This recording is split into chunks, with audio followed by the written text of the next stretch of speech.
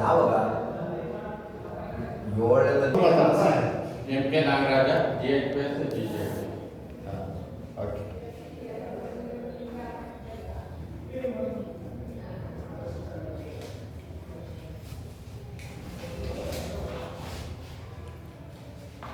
ಇಂದು ನನಗೆ ಈ ದಿನ ಆಚೆ ಭಾಷಣ ಸ್ಪರ್ಧೆಯಲ್ಲಿ ಬಂದಿರತಕ್ಕಂಥ ವಿಷಯ ಜಾಗತಿಕ ತಾಪಮಾನ.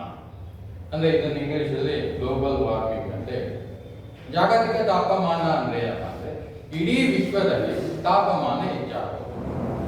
ಈ ತಾಪಮಾನ ಹೆಚ್ಚಾಗೋದ್ರಿಂದ ಅನೇಕವಾದಂಥ ತೊಂದರೆಗಳಾಗ್ತಾ ಇದ್ದಾವೆ. ಏನೇನು ತೊಂದರೆ ಆಗ್ತಾ ಇದೆ ನೋಡಿ. ನಮ್ಮ ಮುಂಚೆ ಎಲ್ಲ ನಮ್ಮ ಊರುಗಳಲ್ಲಿ ನಾವು ಆರಾಮಾಗಿ ಅಡ್ಡಾಡ್ಬೋದಿತ್ತು, ಓಡಾಡ್ಬೋದಿತ್ತು, ನಮಗೇನು ಅಷ್ಟು ಅನ್ನಿಸ್ತಾ ಇರಲಿಲ್ಲ. ಈಗ ಜಾಗತಿಕ ತಾಪಮಾನ ಏರಿಕೆ ಆಗಿರೋದ್ರಿಂದ ಪ್ರತಿ ಊರು, ಹಳ್ಳಿ, ಸಿಟಿಗಳಲ್ಲೆಲ್ಲ ಏನಾಗಿದೆ, ವಾತಾವರಣದ ಉಷ್ಣಾಂಶ ಹೆಚ್ಚಾಗಿದೆ. ಈ ವಾತಾವರಣದ ಉಷ್ಣಾಂಶ ಹೆಚ್ಚಾಗಿರೋದ್ರಿಂದ ಅಲ್ಲಿ ಓಡಾಡ್ತಾ ಇದ್ದಾಗ ನಮಗೆ ತುಂಬಾ ನಮ್ಮ ಮೈ ಸುಟ್ಟಂತ ಅನುಭವಗಳು ಇವಾಗ ಆಗ್ತಾ ಇದೆ. ಇದರ ಪರಿಣಾಮ ಏನೇನಾಗ್ತಾ ಇದೆ ಅಂದ್ರೆ ನಮ್ಮಲ್ಲಿ ಬೆಳೆಗಳು ಚೆನ್ನಾಗಿ ಬರ್ತಾ ಇಲ್ಲ. ಅದರಲ್ಲೂ ಮುಖ್ಯವಾಗಿ ಏನಾಗ್ತಾ ಇದೆ ಅಂದ್ರೆ ನಮ್ಮ ದೇಹ, ನಮ್ಮ ಇಡೀ ವಿಶ್ವದ ವಾತಾವರಣ ನಿಂತಿರ್ತಕ್ಕಂಥದ್ದು ನಮ್ಮ ಐಸ್ ಗ್ಲೇಸಿಯರ್ ಮೂಲಕ. ಏನು ಮಂಜುಗಡ್ಡೆ ಇದೆ, ಆ ಮಂಜುಗಡ್ಡೆಯ ಪದರಗಳು ನಮ್ಮ ಭೂಮಿಯ ಸುತ್ತಲಿದೆ. ಅನೇಕವಾದಂತ ಸಮುದ್ರಗಳ ಮೇಲ್ಗಡೆ, ಸಾಗರಗಳ ಮೇಲ್ಗಡೆ ಇದೆ. ಈ ಜಾಗತಿಕ ತಾಪಮಾನದಿಂದ ಏನಾಗ್ತಾ ಇದೆ, ಅಲ್ಲಿ ಇರ್ತಕ್ಕಂಥ ಮಂಜುಗಡ್ಡೆ ಕರಗ್ತಾ ಇದೆ. ಈ ಮಂಜುಗಡ್ಡೆ ಕರಗೋದ್ರಿಂದ ಏನಾಗುತ್ತೆ, ನಮ್ಮ ಸಮುದ್ರದ, ಸಾಗರದ ನೀರಿನ ಮಟ್ಟ ಏರಿಕೆ ಆಗ್ತಾ ಇದೆ. ಈ ಸಮುದ್ರ, ಸಾಗರ ನೀರಿನ ಮಟ್ಟ ಏರಿಕೆ ಆಗೋದ್ರಿಂದ ಏನಾಗುತ್ತೆ, ನಮ್ಮ ಭೂಮಿಯ ಪದರ, ನಾವೇನು 25 ಭಾಗ ಭೂಮಿ ಇದೆ ಅಂತ ಹೇಳಿದ್ರು, ಯಾವುದು ಸಾಗರಗಳ, ಸಮುದ್ರಗಳ ದಡದಲ್ಲಿ ಬರ್ತಕ್ಕಂಥ ಆ ಸಿಟಿಗಳು ಅಥವಾ ಹಳ್ಳಿಗಳು, ನಗರಗಳು ಮುಳುಗಿ ಹೋಗುವಂತ ಸಂದರ್ಭ ಬರುತ್ತೆ. ಅನೇಕ ಜೀವರಾಶಿಗಳ ನಾಶ ಆಗ್ತಾ ಬರ್ತಾ ಇದೆ. ಈ ರೀತಿಯಲ್ಲಿ ಜಾಗತಿಕ ತಾಪಮಾನ ಏರಿಕೆ ಆಗೋದ್ರಿಂದ ಅನೇಕ ರೀತಿಯ ತೊಂದರೆಗಳಾಗ್ತಾ ಇದೆ. ಏನಾಗ್ತಾ ಇದೆ, ಮತ್ತೆ ಮನುಷ್ಯನಿಗೆ ಏನು ತೊಂದರೆ ಆಗ್ತಾ ಇದೆ. ಈ ಜಾಗತಿಕ ತಾಪಮಾನ ಏರಿಕೆ ಆದಷ್ಟು ಮನುಷ್ಯ ಬದುಕು ತುಂಬಾ ಕಷ್ಟ ಆಗ್ತಾ ಹೋಗುತ್ತೆ.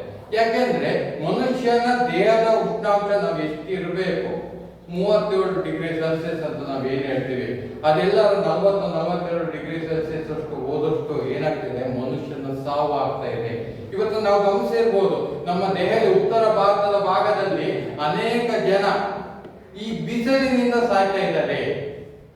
ಈ ಬಿಸಿಲಿನಿಂದ ಸಾವು ಯಾಕೆ ಬರ್ತಾ ಇದೆ ಅಂದ್ರೆ, ಬಿಸಿಲು ಯಾಕೆ ಬರ್ತಾ ಇದೆ ಅಂದ್ರೆ ಜಾಗತಿಕ ತಾಪಮಾನ ಏರಿಕೆ ಆಗ್ತಾ ಇದೆ. ಈಗ ಜಾಗತಿಕ ತಾಪಮಾನ ಯಾಕೆ ಏರಿಕೆ ಆಗುತ್ತೆ, ಮುಖ್ಯವಾಗಿ ನಾವು ನೋಡ್ಬೇಕಾದ್ರೆ ನಮ್ಮ ಪರಿಸರ ಮಾಲಿನ್ಯ ಆಗ್ತೋದ್ರಿಂದ. ಏನು, ಮುಖ್ಯವಾಗಿ ನಮ್ಮ ಪರಿಸರದಲ್ಲಿ ಇರ್ತಕ್ಕಂಥ ಗಿಡ ಮರಗಳನ್ನ ನಾವೇನ್ ಮಾಡ್ತಿದ್ವಿ, ನಾಶ ಮಾಡ್ತಿದ್ವಿ. ಆ ಗಿಡ ಮರಗಳು ಹೆಚ್ಚಾಗಿ ಇದ್ದಷ್ಟು ನಮ್ಗೆ ವಾತಾವರಣದಲ್ಲಿ ಬೇಯಿಸ್ತಕ್ಕಂಥ ಗಾಳಿ, ಶುದ್ಧವಾದ ಗಾಳಿ ಜಾಸ್ತಿ ಆಗುತ್ತೆ. ಈ ಗಿಡ ಮರಗಳ ನಾಶ ಆದಾಗ ಏನಾಗುತ್ತೆ, ಅಶುದ್ಧವಾದ ಗಾಳಿ ಜಾಸ್ತಿ ಆಗುತ್ತೆ. ಮುಖ್ಯವಾಗಿ ಅದರಲ್ಲೂ ಕಾರ್ಬನ್ ಡೈಆಕ್ಸೈಡ್ ಜಾಸ್ತಿ ಆಗುತ್ತೆ. ಈ ಕಾರ್ಬನ್ ಡೈಆಕ್ಸೈಡ್ ಯಾವ ರೀತಿ ಕೆಲಸ ಮಾಡುತ್ತಪ್ಪ ಅಂದ್ರೆ, ಅದು ಮುಖ್ಯವಾಗಿ ನಮ್ಮ ದೇಹಕ್ಕೆ, ನಮ್ಮ ಭೂಮಿಗೆ ಬರ್ತಕ್ಕಂಥ ಸೂರ್ಯನ ಶಾಖ ಬಿದ್ದಂತ ಸೂರ್ಯನ ಶಾಖ ಏನಾಗುತ್ತೆ, ರಿಫ್ಲೆಕ್ಟ್ ಆಗಿ ಪ್ರತಿಫಲನ ಹೊಂದಿ ವಾಪಸ್ ಹೋಗುತ್ತೆ. ಆದ್ರೆ ಈ ಕಾರ್ಬನ್ ಡೈಆಕ್ಸೈಡ್ ಪ್ರಮಾಣ ನಮ್ಮ ಭೂಮಿಯ ವಾತಾವರಣದಲ್ಲಿ ಜಾಸ್ತಿ ಆದಾಗ ಆ ಕಾರ್ಬನ್ ಡೈಆಕ್ಸೈಡ್ ಏನಾಗುತ್ತೆ ಅಂದ್ರೆ ಆ ಶಾಖವನ್ನ ತನ್ನಲ್ಲಿ ತಡೆ ಆಗುತ್ತೆ, ವಾಪಸ್ ಹೋಗೋದನ್ನ ತಡೆ ಆಗುತ್ತೆ. ಇದರಿಂದ ವಾತಾವರಣದ ಉಷ್ಣತೆ ಏನಾಗ್ತಾ ಇದೆ, ತುಂಬಾ ಜಾಸ್ತಿ ಆಗ್ತಾ ಇದೆ. ಅದರ ಜೊತೆಗೆ ಮತ್ತೆ ಯಾವ ರೀತಿ ಆಗ್ತಾ ಇದೆ, ನಾವು ಅನೇಕವಾದಂತ ವಾಹನಗಳನ್ನು ನೀವು ಬಳಸ್ತೇವೆ. ಈಗ ಯಾವ ಪರಿಸ್ಥಿತಿ ಬಂದಿದ್ದೀವಿ ಅಂತಂದ್ರೆ, ನಮ್ಮ ಮನೆಗಳಲ್ಲಿ 3-4 ವಾಹನಗಳು ಇದಾವೆ. ಅವುಗಳಿಂದ ಬರ್ತಕ್ಕಂಥ ಮಾಲಿನ್ಯ ಆಗಿರ್ಬೋದು, ನಮ್ಮ ಕಾರ್ಖಾನೆಗಳಿಂದ ಬರ್ತಕ್ಕಂಥ ಮಲಿನಕಾರ ವಸ್ತುಗಳಾಗಿರ್ಬೋದು, ಇವೆಲ್ಲ ಸೇರ್ಕೊಂಡು ಜಾಗತಿಕವಾದಂತ ವಾತಾವರಣದಲ್ಲಿ ಉಷ್ಣತೆಯನ್ನು ಜಾಸ್ತಿ ಮಾಡ್ತಿದೆ. ಅದ್ರ ಜೊತೆಗೆ ನಾವು ರಾಕೆಟ್ ಅನ್ನ ಹಾರಿಸ್ಬಿಡ್ತಾ ಇದೀವಿ. ರಾಕೆಟ್ ಹಾರಿಸ್ಬಿಡ್ತಾ ಇರೋದ್ರಿಂದ ಅಲ್ಲಿ ಏನಾಗ್ತದೆ, ಓಜೋನ್ ಪದರ ನಾಶ ಆಗ್ತಾ ಇದೆ. ಈ ರೀತಿಯಲ್ಲಿ ಓಜೋನ್ ಪದರ ನಾಶ ಆದಾಗ ಏನಾಗ್ತದೆ, ನೇರವಾಗಿ ಅಲ್ಟ್ರಾವೈಲೆಟ್ ರೇಡಿಯೇಷನ್ಗಳು ನಮ್ಮ ಭೂಮಿ ಮೇಲೆ ಬೀಳ್ತಾ ಇದೆ, ನಮ್ಮ ಚರ್ಮದ ಮೇಲೆ ಬೀಳ್ತಾ ಇದೆ, ನಮ್ಮ ಗಿಡ ಪರಿಸರ ನಾಶ ಆಗ್ತದೆ. ಅನೇಕ ಪ್ರಾಣಿಗಳನ್ನ ನಾವು ಕೊಂದಾಗ್ತಾ ಇದೀವಿ, ಗಿಡ ಮರಗಳ ನಾಶ ಮಾಡ್ತಾ ಇದೀವಿ. ಈ ರೀತಿಯಾಗಿ ನಾಶ ಮಾಡೋದ್ರಿಂದ ಏನಾಗ್ತಿದೆ, ವಾತಾವರಣ ತುಂಬಾ ಕಲುಷಿತ ಆಗ್ತಾ ಇದೆ. ಅದ್ರ ಜೊತೆಗೆ ನಾವು ಕಸವನ್ನ ಸುಡ್ತಾ ಇದೀವಿ. ಆ ಕಸವನ್ನು ಸುಡೋದು ಕೂಡ ಅನೇಕವಾದಂತ ತೊಂದರೆಗೆ ಕಾರಣ ಆಗ್ತಿದೆ. ಅದರಿಂದ ಬರ್ತಕ್ಕಂಥ ಹೊಗೆಯ ಕೂಡ ಅತ್ಯಂತ ವಿಷಕಾರಿ ಹೊಗೆ ಆಗಿದೆ.